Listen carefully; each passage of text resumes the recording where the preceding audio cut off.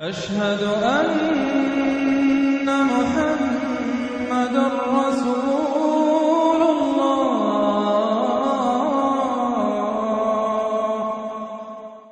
الحمد لله وكفى والصلاة والسلام على عباده الذين اصطفى خصوصا على أفضلهم وخاتم النبيين محمد الأمين وعلى آله وصحبه أجمعين. اما بعد فقد قال الله تبارك وتعالى كما ورد 3 مرات في القرآن. اعوذ باللہ من الشیطان الرجیم بسم اللہ الرحمن الرحیم. معزز حاضرین اور محترم خواتین، السلام علیکم ورحمۃ اللہ وبرکاتہ. تو یہ 3 ہیں وہ دیشے جو عقیدہ توحید کے نتیجے پر existing system of politico socio economic نظام اس کے اوپر گرتے ہیں. حاکمیت مطلقہ اللہ کے لیے، ملکیت مطلقہ اللہ کے لیے، اور کامل مساوات انسانی. That was the character assassination of Muhammad صلی اللہ علیہ وسلم for 3 long years. اور اس سے یہ نہ سمجھیے کہ حضور کو رنج نہیں ہوتا تھا.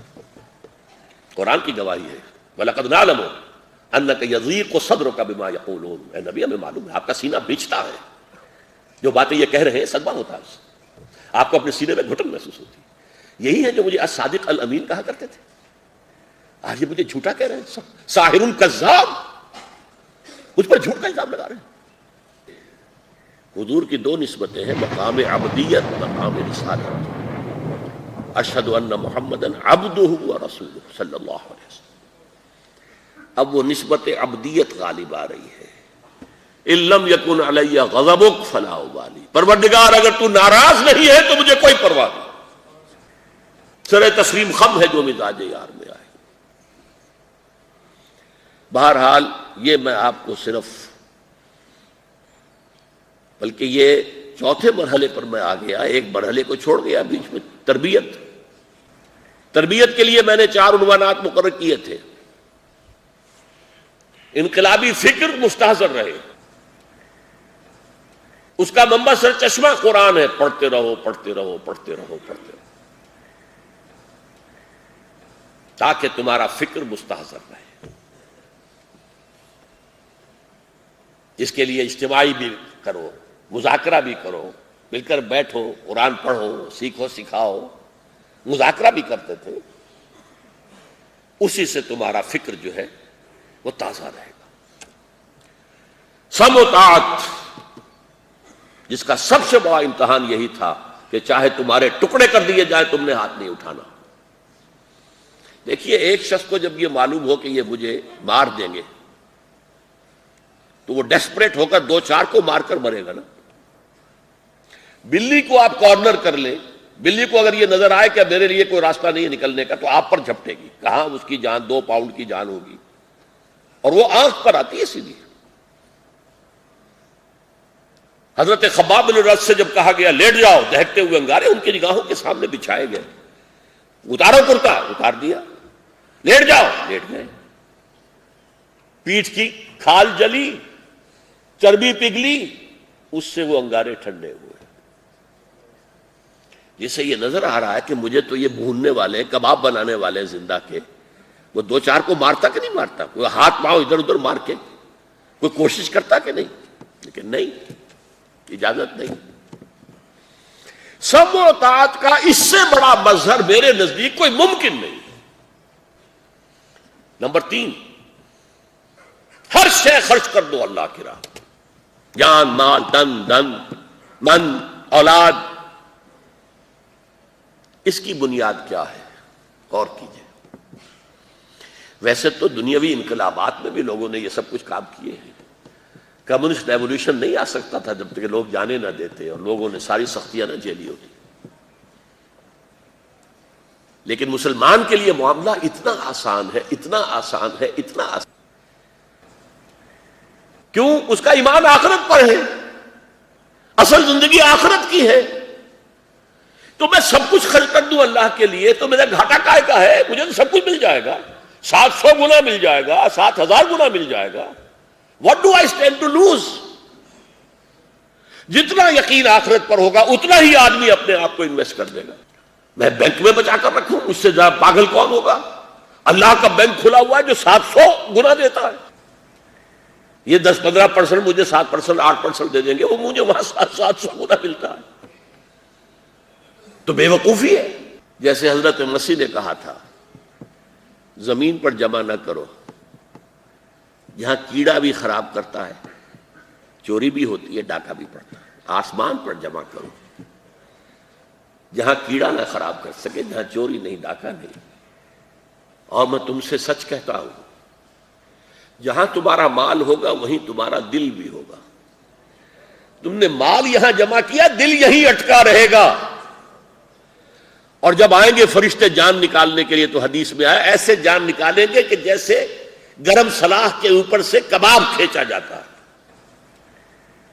اور دل وہیں اٹکا ہوا ہے تو فرشتہ آئے گا تو لبوں پر مسکراہٹ ہوگی. آپ نے کروڑوں روپیہ جو ہے سوئٹزرلینڈ کے بینکوں میں جمع کر رکھا ہے، اب آپ سے کہتے ہیں نکل جاؤ ملک سے، تو آپ کو کوئی افسوس ہوگا؟ آپ وہاں کچھ نہیں باہر، نہ کوئی جاننے والا، تب کہا جائے نکل جاؤ تو آپ کو چنتا تو ہوگی نا. لیکن آپ نے جمع کر رکھا ہے. یہ عقیدہ آخرت ہے اصل میں، یہ جو آج دنیا کی سمجھ میں نہیں آ رہا کہ انہیں کیا ہو گیا ہے. جانے دینے کے لیے اس طرح بنا. فلسطین میں وہ دیکھ رہے ہیں، انہوں نے دیکھ لیا ہے، چچنیا میں انہوں نے دیکھا ہے، صومالیہ سے بھاگے تھے دم دبا کر، لبنان سے بھاگے تھے دم دبا کر، اب باری آ رہی ہے شاید عراق سے بھی بھاگے. ہاتھ تو جوڑ رہے ہیں خدا کے لیے دوسرے ملکوں کی فوجیں آ جائیں، ہمیں یہاں سے نکلنے کی اجازت مل جائے. جبکہ آئے تھے تو بڑے تنتلے سے آئے تھے. We can go it alone, ہمیں نہیں پرواہ ہے. فرانس اور جرمنی یہ ہمارا ساتھ دیتے نہیں دیتے، جائے دفاع ہو، ہمیں نہیں پرواہ یونائٹڈ نیشنز اسمبلی کی، ہمیں کوئی نہیں ہے. اب کیا ہو رہا؟ لیکن یہ سب کیوں ہے؟ آخرت. یہاں تو جو آتی ہے انسان پر. مجھے 3-4 اشعار یاد آ گئے ہیں. ایک زمانے میں جب مولانا مودودی کو سزائے موت ہوئی تھی، میں اس وقت جمعیت میں تھا، ناظم اعلیٰ تھا، تو میں نے وہ نظم عزم کے ٹائٹل پر چھاپ کر پھر جیل میں انہیں بھیجی تھی. وہ وقت آیا کہ ہم کو قدرت ہماری سعی و عمل کا پھل دے، بتا رہی ہے یہ ظلمت شب کہ صبح نزدیک آ رہی ہے. رات کی تاریکی ہی تو صبح کا پیغام ہے. بتا رہی ہے یہ ظلمت شب کہ صبح نزدیک آ رہی ہے. ابھی ہیں کچھ امتحان باقی، فلاکتوں کے نشان باقی. قدم نہ پیچھے ہٹے کہ قسمت ابھی ہمیں آزما رہی ہے. سیاہیوں سے حزین نہ ہونا، غموں سے اندوہگی نہ ہونا، انہی کے پردے میں زندگی کی نئی سحر جگمگا رہی ہے. اور رئیس اہل نظر سے کہہ دو، یہ رئیس اصل میں شاعر تھے رئیس امروہوی، تو رئیس اہل نظر سے کہہ دو یوں ہے، میں نے زیر لگا دی تھی رئیس اہل نظر. مولانا مودودی کو ہم امیر مانتے تھے، تو رئیس اہل نظر سے کہہ دو کہ آزمائش سے جی نہ ہارے. جسے سمجھتے ہو آزمائش وہی تو بگڑی بنا رہی ہے. تو یہ جو معاملہ تھا سم و طاعت کا، ڈسپلن کا، یہ اس ایکسرسائز سے زیادہ کوئی تربیت ممکن نہیں تھی. پھر آخری چیز، یہاں روحانی تربیت کی بھی ضرورت تھی. اور روحانی تربیت 2 حصے ہیں. قرآن کو اتارو اتارو اتارو، منور کر دو قرآن سے اپنے دل کو. یہی ہے روحانیت کا سب سے بڑا راز. اور نمبر 2، نفس کے تقاضوں کی مخالفت کرو. نیند بہت عزیز ہے، جاگو اللہ کی راہ میں. یا ایھا المزمل قم اللیل الا قلیلا نصفہ او انقص منہ قلیلا او زد علیہ ورتل القرآن ترتیلا. 2/3 رات، آدھی رات، کم سے کم 1/3 رات کھڑے رہا کرو اور قرآن کو اپنے اندر اتارتے رہا کرو. قرآن ویسے ہی نور ہے اور اندر سے منور کر دے گا. اور نیند کے خلاف جدوجہد کر رہے ہو، اس سے نفس کو کچل سکو گے. ان ناشیۃ اللیل ہی اشد وطئا واقوم قیلا. یہ رات کا جاگنا جو ہے وہ نفس کو کچلنے میں بہت مؤثر ہے. اور تزکیہ نفس کے لیے تیسری چیز، انفقوا انفقوا انفقوا انفقوا، خرچ کرو اللہ کی راہ. یہ ہے نظام اس روحانی تربیت کا، انقلابی تربیت۔ ہمارے ہاں بعد میں جو بھی خانقاہی تربیت گاہیں ان کا اور نظام ہے، ان کے وہ مراقبے ہیں، ان کے چلے ہیں، ان کے ذکر کے اپنے اسلوب ہیں، انداز ہیں، میں اس کی بات نہیں کر رہا، سلوک محمدی کی بات کر رہا ہوں، وہ انقلابی تربیت جو حضور نے کی صحابہ کی، اس کی بات کر رہا ہوں۔ اب آئیے، میں چونکہ چوتھا مرحلہ پہلے بیان کر گیا، پیسو ریزسٹنس، اب آئیے ایکٹیو ریزسٹنس کی طرف۔ دیکھیے میں نے کہا تھا کہ یہ نہایت کریٹیکل مومنٹ ہوتا ہے to switch over from passive to active resistance. حضور کے معاملے میں یہ فیصلہ اللہ نے کیا ہے، لہذا غلطی کا کوئی امکان ہی نہیں۔ آئندہ جو بھی تحریک ہوگی اس کی قیادت خود فیصلہ کرے گی، غلطی کا امکان رہے گا، لیکن نیک نیتی سے غلطی کی جائے گی تب بھی آخرت کا ثواب کہیں نہیں گیا، دنیا میں ناکامی ہو جائے گی۔ پوری میچور کوئی قدم اٹھا لیا، دیکھیے پچھلی صدی تو 20ویں تھی، 19ویں صدی کی سب سے بڑی تحریک شہیدین کی تحریک، سید احمد بریلوی اور شاہ اسماعیل شہید دہلوی۔ غلطی کیا تھی؟ پری میچور قدم اٹھا لیا، پٹھانوں کے علاقے میں جا کر فوراً شریعت نافذ کر دی۔ ان کے رواج تھے، ان کے اپنے اصول تھے، انہوں نے سمجھا جیسے ہجرت کے بعد حضور نے شریعت نافذ کی ہے، تو میں رائے بریلی سے چل کر یہاں آ گیا ہوں ہجرت کر کے۔ یہ نہیں دیکھا کہ حضور کو تو مدینے والے آ کر لے کر گئے تھے، آپ کو تو یہاں سے کوئی نہیں گیا تھا لینے کے لیے۔ He should have taken time، کچھ وقت لگانا چاہیے تھا کہ مقامی آبادی کا ذہن بنے، فکر بنے، دل کے اندر یقین اور ایمان، پھر وہ اپنے رواجوں کو چھوڑنے کے لیے تیار ہو جائے۔ غلطی ہوئی، لیکن غلطی ہوئی with sincerity، اللہ کے ہاں اجر و ثواب محفوظ، ہاں دنیا میں ناکامی ہو گئی، شہید ہو گئے۔ مولانا مودودی سے بھی بہت بڑی غلطی ہوئی، جو طریقہ کار وہ 6-7 سال تک ہندوستان جبکہ ایک ملک تھا جو کرتے رہے، پاکستان آ کر چینج کر دیا۔ انتخابات میں آ گئے کہ شاید ہمیں لوگ ووٹ دے دیں گے، حکومت بنا لیں گے، حکومت بنا لیں گے تو ساری چیز ہم خود ہی بدل دیں گے، پھر نظام تعلیم بدل دیں گے، ذرائع ابلاغ ہمارے ہاتھ میں ہوں گے۔ تو بڑا عمدہ معاملہ تھا کہ بلی کے گلے میں اگر گھنٹی لٹکا دی جائے تو مسئلہ چوہوں کا حل ہو جائے گا، but who should bell the cat, کون جائے بلی کے گلے میں گھنٹی باندھنے کے لیے؟ تو یہ الیکشنز کے ذریعے سے کامیابی کا یہ سراب سامنے آیا، دھوکہ کھا گئے۔ ابھی فضا یہاں کی تو تیار نہیں تھی، ابھی کتنے فیصد لوگ تھے جو آپ کی دعوت سے واقف بھی تھے، واقف بھی تھے۔ بہرحال غلطیاں ہوتی ہیں، لیکن غلطیوں کے نتیجے میں دنیا میں ناکامی ہو جاتی ہے، آخرت کی کہ اجر و ثواب میں کوئی کمی نہیں ہو۔ حضور نے کیا کیا، یہ ہے جو سیرت النبوی کا بہت اہم باب ہے اور جو بہت ہی زیادہ نگلیکٹڈ ہے، بلکہ جس کے برعکس کام کیا ہے ہمارے سیرت نگاروں نے، انکلوڈنگ سب سے بڑا سیرت نگار جو مشہور ہے علامہ شبلی، بہت بڑی غلطی کی ہے۔ دیکھیے حضور نے مدینے جا کر، اب مدینے میں دونوں قبیلے ایمان لے آئے تھے، اوس اور خزرج۔ ادھر سے جمعیت جو تھی تیار ہوئی تھی، 100-150 آدمی جو مکے کے جو بھٹیوں میں سے گزر کر آئے تھے، تو خاک میں مل اور آگ میں جل، جب خشت بنے تب کام چلے، ان خام دلوں کے عنصر پر بنیاد نہ رکھ تعمیر نہ کر۔ وہ آئے تھے تیار ہوئے ہوئے، تعداد یہاں ہو گئی، آپ نے ایکٹیو ریزسٹنس کا فیصلہ کیا، لیکن 6 مہینے میں جدید اصطلاح میں کہہ رہا ہوں، he consolidated his position in Medina. Took six months for that.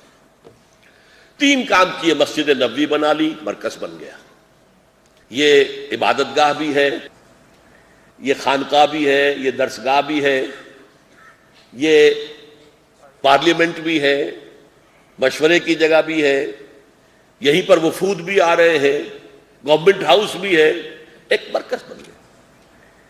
Number 2، یہ مہاجرین تھے جو آئے ہیں مکے سے، اور یہ انصار ہیں. اگر یہ علیحدہ علیحدہ رہے تو کسی بھی وقت کھٹ پٹ ہو سکتی ہے. ایک مہاجر ایک انصاری ڈکلیئرڈ ایز بردرز، تم بھائی ہو آپس میں. یہ دوسرا مہاجر اور یہ ادھر سے انصاری، تم بھائی ہو. مواخات، باہمی بھائی بنا دینا. اور کیسی کیسی مثالیں آئی ہیں. انصاری بھائی اپنے مہاجر بھائی کو لے کر گیا، دیکھو بھائی یہ میری دکان ہے، میں دیوار کھینچ دیتا ہوں بیچ میں، آدھی تمہاری آدھی میری. محمد نے صلی اللہ علیہ وسلم تمہیں میرا بھائی قرار دیا. اچھا دیکھو یہ میرا مکان ہے، میں بیچ میں دیوار کھینچ دیتا ہوں، آدھا میرا آدھا تمہارا. یہاں تک کہ ایک انصاری، ان کی 2 بیویاں تھیں، اپنے مہاجر بھائی کو لے گئے. پردے کے احکام اس وقت تک آئے ہی نہیں تھے، وہ تو آئیں گے 3-4 سال بعد، بلکہ 5-6 سال بعد. یہ میری 2 بیویاں ہیں، ان میں سے جو تمہیں پسند ہو اشارہ کرو، میں اسے طلاق دے دوں گا، تم شادی کر لینا. میں برداشت نہیں کر سکتا، حضور نے تمہیں میرا بھائی قرار دیا ہے، تمہارا گھر آباد نہ ہو اور میرے گھر میں 2 بیویاں ہوں. یہ مواخات پیدا کی. نمبر 3 جس کو کہ لنڈمبری واٹ بھی اور ٹائم بھی واقعہ یہ ہے کہ جس قدر انہوں نے تعریفیں کی ہیں. اسٹیٹس مین شپ کا سب سے بڑا مظاہرہ کیا تھا؟ یہ اوس و خزرج تو ایمان لے آئے ہیں، چلیے ان میں کچھ منافق بھی ہیں لیکن بحیثیت مجموعی ایمان لے آئے. یہ 3 قبیلے یہودیوں کے ہیں یہاں پر، اور بڑی اسٹریٹجک پوزیشن میں ہیں. وہ مدینے کے باہر ان کی گڑھیاں تھی، قلعے تھے، بنو قینقاع، بنو نذیر، بنو قریظہ. تو یہ ایک سورس آف ویکنس تھے. اگر کسی وقت قریش کے ساتھ یہ مل کر ہم پر حملہ کریں تو کیا ہوگا؟ ان سے معاہدہ کیا. میثاق مدینہ جسے دستور کا نام دے دیا گیا ہے احمقانہ طور پر، وہ کوئی دستور نہیں تھا، it was a pact, joint defence pact of Medina. مدینے پر اگر حملہ ہوا تو مسلمان اور یہودی مل کر ان کا مقابلہ کریں گے اور ڈیفینڈ کریں گے. مضبوط ہو گئی نا پوزیشن. اب آپ نے ایکٹیو ریزسٹنس کے طور پر چھوٹے چھوٹے گروپ بھیجنے شروع کر دیے، چھاپا مار قسم کے. غزوہ بدر سے پہلے 8 ایسے گروپ ہیں جن میں سے 4 میں حضور بھی شریک ہوئے ہیں اور 4 میں حضور شریک نہیں ہوئے. لہذا 4 غزوات کہلاتے ہیں، 4 سرایا کہلاتے ہیں. اور اس دور میں یہ پورے 1 سال کے اندر یہ کام ہوا ہے. اس دور میں کوئی موومنٹ مکے والوں کی طرف سے نہیں ہوئی. یعنی اب جو انیشیٹو لیا گیا ہے وہ حضور کی طرف سے لیا گیا. اس بات کو چھپانے کے لیے تحریف کی گئی ہے سیرت کے اندر. تحریف جیسے آج کل ویسٹرن میڈیا پروپیگنڈا کرتا ہے، اسلام تو تلوار سے پھیرا ہے، اسلام تو خونی مذہب ہے. یہی مستشرقین نے جب یہ یورپین کولونیلزم آیا ہے ہمارے ہاں تو ان کا پروپیگنڈا اسلام کے خلاف یہ تھا. اب ہمارے مصنفین نے اپولوجیٹک انداز اختیار کیا، معذرت خواہانہ، نہیں، حضور نے کوئی جنگ جو ہے خود نہیں شروع کی، یہ تو حضور نے تو دفاع میں جنگیں کی ہیں، ان پر حملہ ہوا تو انہوں نے جواب دیا. 100% رانگ. میں نے جیسے کہا تھا مکے میں ہلچل کس نے پیدا کی تھی؟ حضور نے کی تھی نا. وہ بجلی کا کڑکا تھا یا صوت ہادی، عرب کی زمین جس نے ساری ہلا دی. ہلچل تو وہاں حضور نے پیدا کی، ورنہ سب کے سب اپنی قسمت پر جو بھی تھے صابر و شاکر رہ رہے تھے. جیسے آج آپ کا کسان صابر و شاکر ہے، کیا کرے؟ زمیندار نے تو لے کے ہی جانا ہے، جاگیردار نے تو لے کے ہی جانا ہے، یہ تو اس کا حق ہے. مالک تو وہی ہے، وہ تو مالک ہے، ہم تو ان کے غلام ہیں، صابر و شاکر. اسی طریقے سے جو مسلح تصادم کا آغاز حضور نے کیا، ایکٹیو ریزسٹنس کی آپ نے. 8 جو ہے مہمات، کس لیے کہ قریش کے قافلے جہاں سے گزرتے تھے اس کو مخدوش بنا دیا کہ اب we are very much here and we can attack. مکے سے جو شام جاتا تھا راستہ وہ بدر سے گزرتا تھا.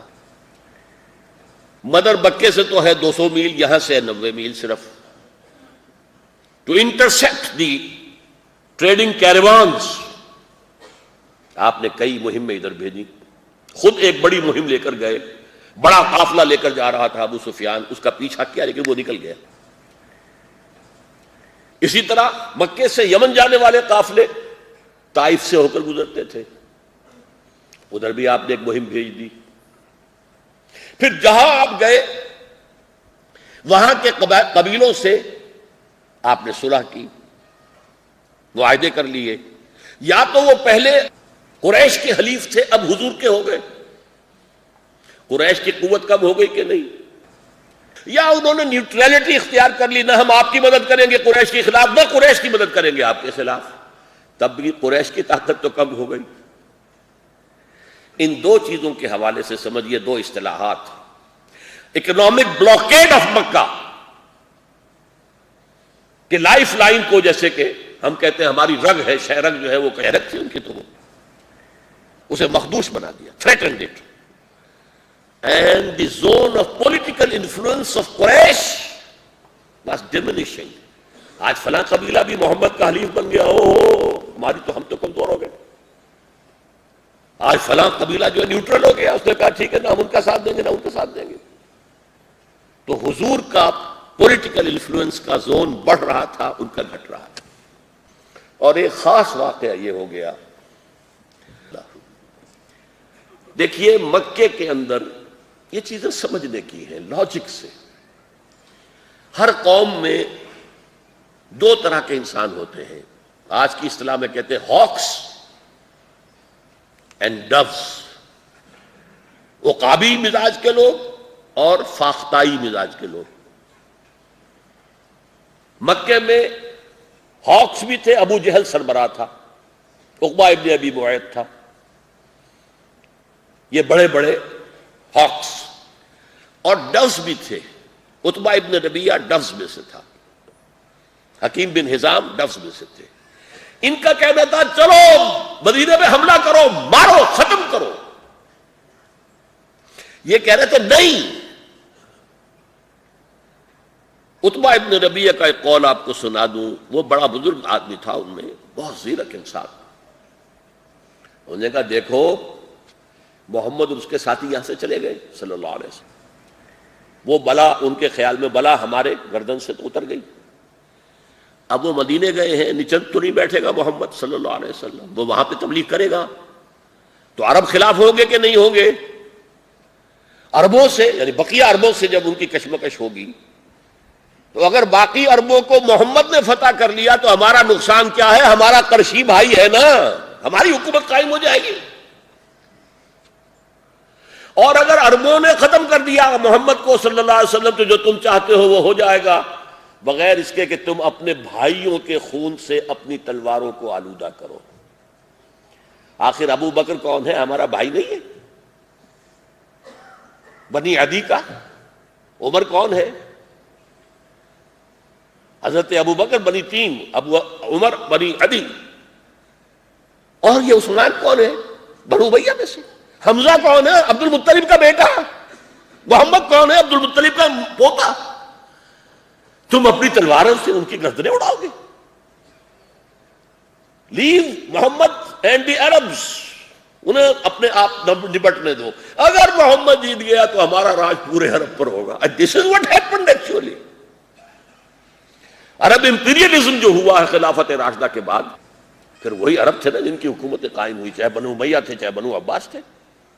اس قدر گہری بات اس شخص نے کہی تھی۔